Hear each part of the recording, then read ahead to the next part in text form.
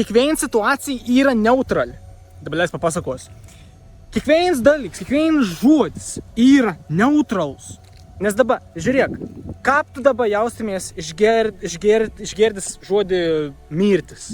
Bloga, net tu asisėjau ten su kažkokiu blogiu, kažkokiu skausmu, kas tau, netverts tais gerai jaustys. O kon tu asisėjau žodį su meilė. Juk negalvoj, kad čia kažką bloga, čia ir žiauriai negera. Negalvoj taip.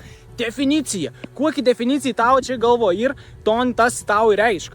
Nes bet kokia situacija yra visiškai neutrali. Tu duodi reikšmę tam. Dabar jeigu aš tau daučiau bet kokį žodį, kad tu nesi niekada girdėjęs, kaip tu jaustumės? Nikam. Nes tau tas žodis visiškai, tu neįsivaizduoji, ko jis reiškia, nežinai, kur tos skirsi ten, tu neskirsi ten, tau ego nesako, šitas.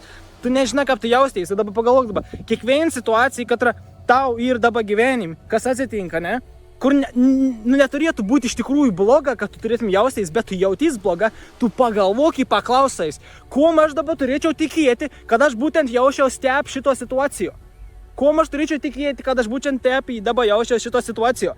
Tu surask ton definiciją, nes mes turėjom daug definicijų, kad yra žodžiai specialia, dalyka, kažkiek specifinė, kur mes turim definiciją. Nes jeigu mes turim definiciją, tada mes turim jausmą. Ir kur yra jausmas, ten yra šaknis. Nori ištraukti šaknį, pakeisti to jausmą, supras, kokia definicija yra. Jeigu tau meilė yra kažkiek nesąmonė bloga, arba pavyzdžiui, jeigu tu pagalvoji, turtingi žmonės, tai, o jezo, oni blogi čia, oni nelegalą, tenas visko nelegalę daro, neusidirb, nėra sąžininga nieks, ne? Jeigu tu taip galvoji, tai taip tau bus, nes ir tau definicija. Pakeis definiciją, kad būti turtingu yra taip pat paprasta, kad būti neturtingu realiai. Niekas nesiskiria visiškai, tas pats tau ir pakeis definiciją ir pakeis savo gyvenimą.